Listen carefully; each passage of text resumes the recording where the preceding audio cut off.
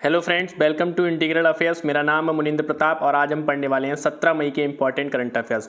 Important current affairs की तरफ बढ़ने से पहले मैं आपको बता दूं, हमारा टेलीग्राम ग्रुप है जिसका लिंक आपको डिस्क्रिप्शन बॉक्स में नीचे मिल जाएगा। वहां से आप हमारे टेलीग्राम ग्रुप को ज्वाइन कर लीजिए। वहां आपको क्या मिलेगा, इस वीडियो का PDF मिलेगा। ठीक है, इस वीडियो का PDF मिलेगा जिसमें आंसर्स भी लगे हुए होंगे और ये PDF आपको वहीं आपको वीडियो जो लाइव होती है हमारी 8 बजे लाइव होती है, तो 8:05 पर 8:15 तक आपको वीडियो अच्छे से वहां से PDF मिल जाएगा। साथ ही साथ आपको द हिंदू न्यूज़पेपर अगर चाहिए फ्री में तो वो भी आपको हमारे टेलीग्राम ग्रुप में मिलेगा। आप टेलीग्राम ग्रुप को ज्वाइन करना मस्ट है। तो आज के क्वेश्चंस को शुरू कर लेते हैं। आज का जो पहला क्वेश्चन है, नासा ने एक नए भूस्थानिक फाउंडेशन मॉडल के लिए किस प्रौद्योगिकी कंपनी के साथ साझेदारी की है?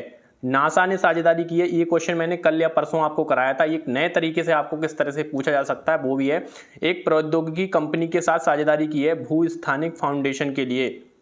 देखिए ये करेगा क्या, सबसे पहले ये जान लेते हैं। ये जो सैटेलाइट की इमेज आती है ना, मैंने आपको पढ़ाया था सैटेलाइट इमेजेस को मैप के फॉर्मेट में दिखाएगा, एक नक्शे के मानचित्र के फॉर्मेट में दिखाएगा।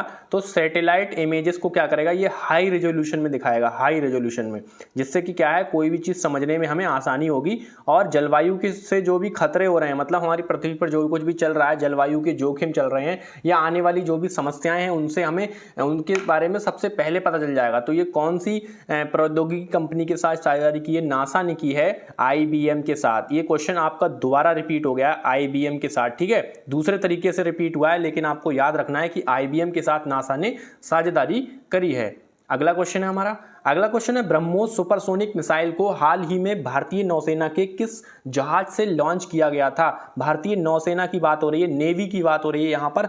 तो नेवी, देखिए INS करके जितने भी जहाज होते हैं वो सारे के सारे नेवी होते हैं। INS की फुल फॉर्म ही होती है इंडियन नेवी शिप। ठीक है, इंडियन नेवी शिप जब उसकी होती है तो Indian navy ship Mormugao, Visakhapatnam, Vikrant, Vikramaditya, ये सारे के सारे हमारे इंडियन नेवी के शिप हैं। तो ब्रह्मोस को लॉन्च किया गया। ब्रह्मोस सबसे पहले जान लेते हैं कि ब्रह्मपुत्र और मॉस्कोवा जो नदी है रूस की, तो रूस की सहायता से मिलकर हमने सुपरसोनिक मिसाइल बनाई है और ये साउंड से भी तेज चलती है। सुपरसोनिक का मतलब होता है एक ध्वनि से भी तेज चलती है, और इससे भी ऊपर होती है हाइपरसोनिक, जो कि क्या होती है ध्वनि से भी 10 गुना तेज चलती है, उसको हाइपरसोनिक कहते हैं। ये सुपरसोनिक होती है, ये ध्वनि से थोड़ी ज़्यादा तेज चलती है। तो ब्रह्मोस आपको पता है रूस की सहायता से बनाई गई है।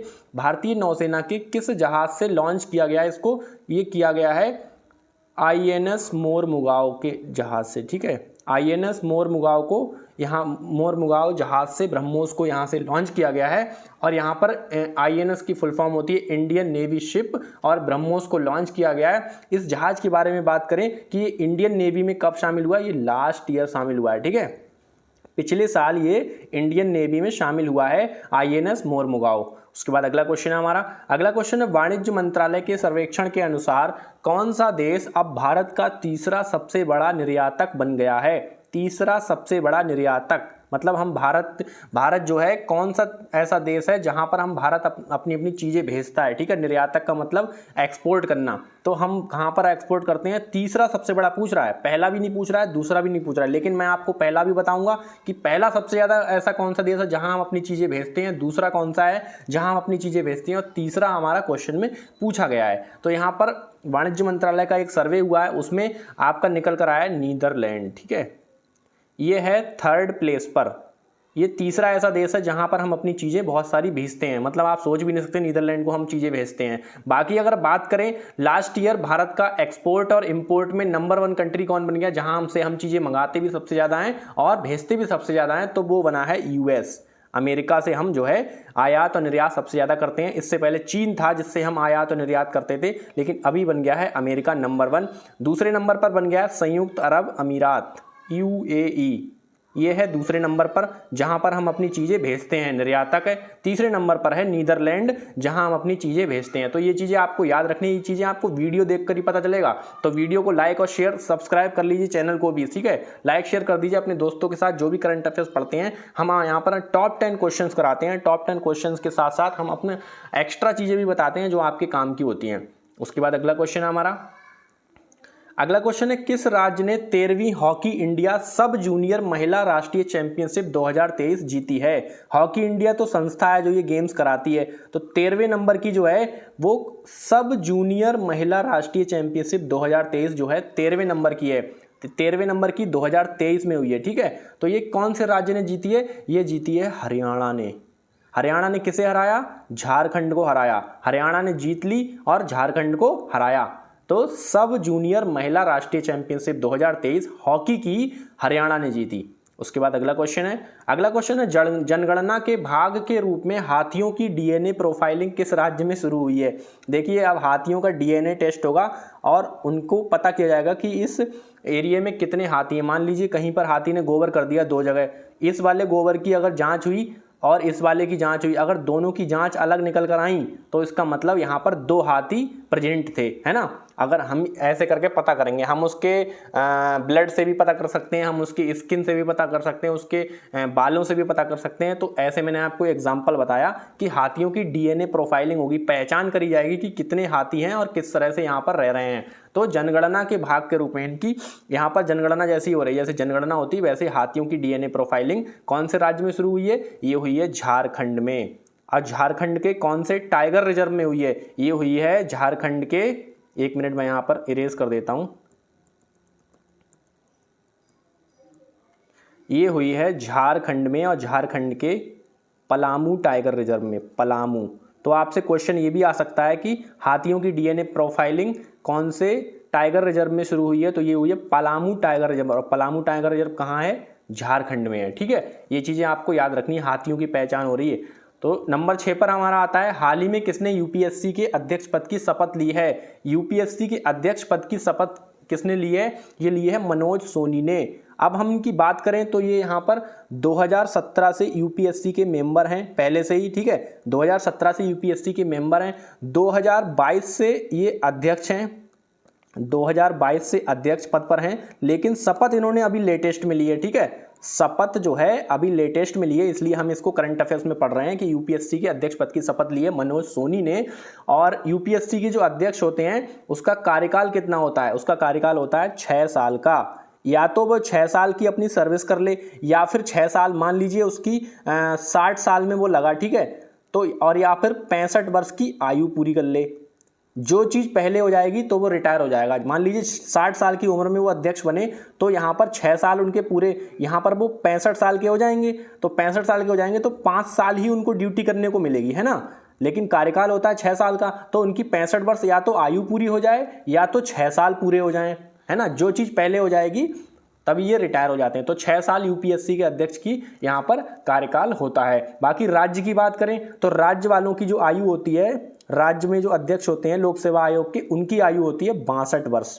जैसे सुप्रीम कोर्ट के जज की होती है 65 और 62, वैसे ही तो यहाँ पर राज्य वाले की 62 होती है। और यूपीएससी के अध्यक्ष जो होते हैं यहाँ पर केंद्र वाले, तो इनकी 65 वर्ष आयु होती है, या 6 साल पूरे हो जाएं पहले या 65 वर्ष पहले हो जाएं।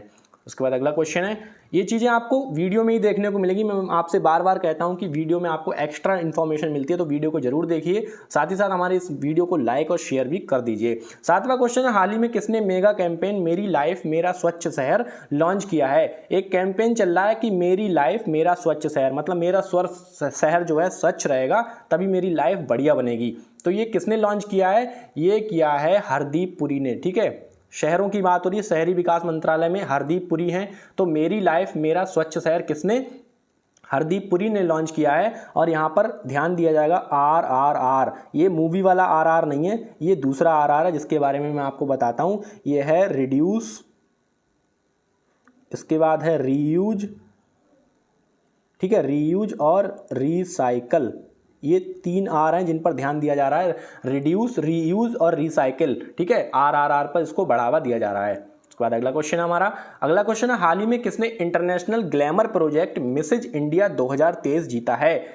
Glamour project Mrs India 2023 international level पर हो रहा है, मतलब दुनिया भर के देश यहाँ पर शामिल हुए थे। अब बात करें यहाँ पर इन ऑप्शंस की, तो ऑप्शंस में बात करते हैं नंदिनी गुप्ता की। नंदिनी गुप्ता अभी लेटेस्ट में कौन बनी थी?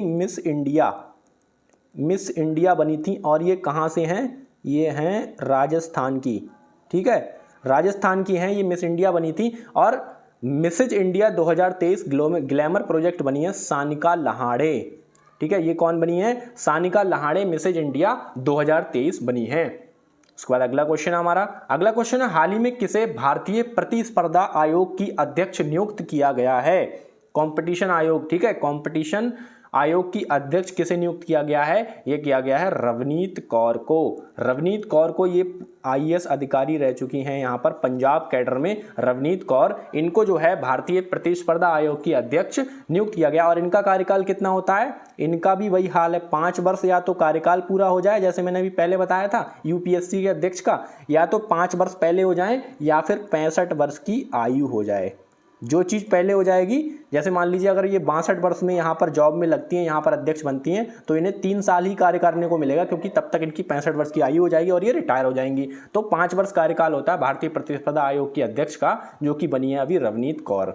उसके बाद अगला क्वेश्चन है हमारा, अगला और आखिरी क्वेश्चन है, किस खेल को 37वें राष्ट्रीय खेलों में शामिल किया गया है? 37वें राष्ट्रीय खेल, इसके ऊपर आपको बता दूं मैं 36वें के बारे में और 35वें के बारे में, इन चीज़ों के बारे में भी जान लीजिए। 36वें राष्ट्रीय खेल हुए थे गुजरात में, और इसका जो शुभंकर था वो कौन था? सावज, सावज इसका शुभंकर था। 35वें राष्ट्रीय खेल हुए थे केरल में, बहुत टाइम बाद हुए थे, ठीक है। तो 35वें हुए थे केरल में, 36वें हुए थे गुजरात में, और 37वें कहाँ पर हो रहे हैं? 37वें हो रहे हैं गोवा में। गोवा एक सुंदर जगह है, तो गोवा में 37वें राष्ट्रीय खेल हो रहे हैं। 35वें केरल, 36वें गुजरात और 37वें गोवा। और 37वें राष्ट्रीय खेल में एक नया खेल शामिल किया गया है, गतका। गतका क्या है? ट्रेडिशनल मार्शल आर्ट है, एक मार्शल आर्ट का जैसा बहुत पुराने समय से चला आ रहा है, तो उसको भी 37वें राष्ट्रीय खेलों में शामिल किया जा रहा है, जो कि गोवा में होने वाले हैं। तो ये चीज़ें आपको याद रखनी है। और आज के क्वेश्चंस यहीं पर खत्म होते हैं। तो वीडियो को लाइक कर दीजिए, चैनल को सब्सक्राइब कर लीजिए। हम डेली करंट अफेयर्स आपके लिए ऐसे ही कराते रहते हैं। Thank you.